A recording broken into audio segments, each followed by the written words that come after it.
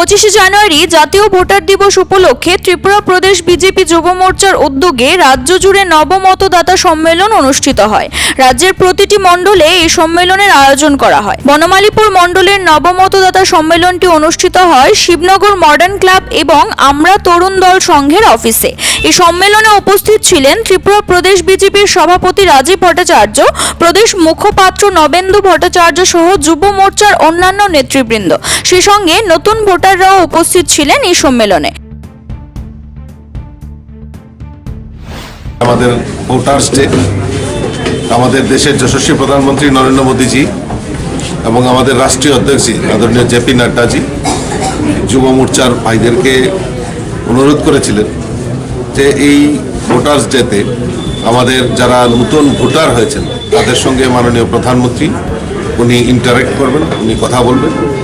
তারই অঙ্গ হিসাবে আজকে সারা ভারতবর্ষে প্রায় 30 লক্ষ নবমতদাতা যারা নতুন ভোটার যারা তাদের সঙ্গে মাননীয় প্রধানমন্ত্রীজি ভার্চুয়াল মিটিং করেছেন।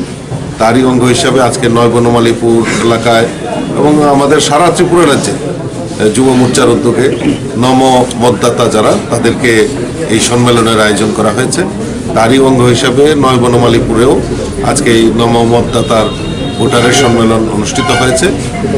আমি আশা করি এই নবমতদাতারা আমাদের মোদিজির যে চিন্তা ভাবনা, মোদিজির যে বিকশিত সংকল্প, যে ভারত নতুন ভারত, সেটাকে জাগরণ করার জন্য এই নবমতদাতাদের একটা বিশেষ ভূমিকা রয়েছে এবং মাননীয় প্রধানমন্ত্রী উনার বক্তব্যে সেটা তুলে ধরেছেন যে উনি কি চাইছেন এই ভারতবর্ষের জন্য।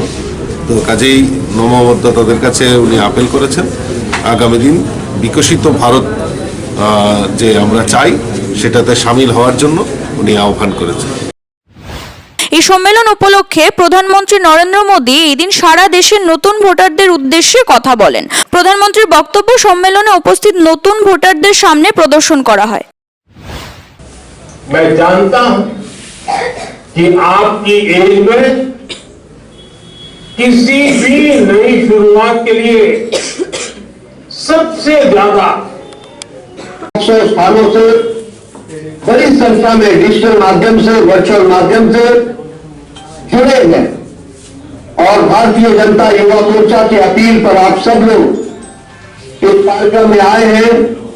मैं आज के इस नवमतदाता सम्मेलन के अवसर पर सबसे पहले तो आदरणीय CRI TV, channel for news and entertainment.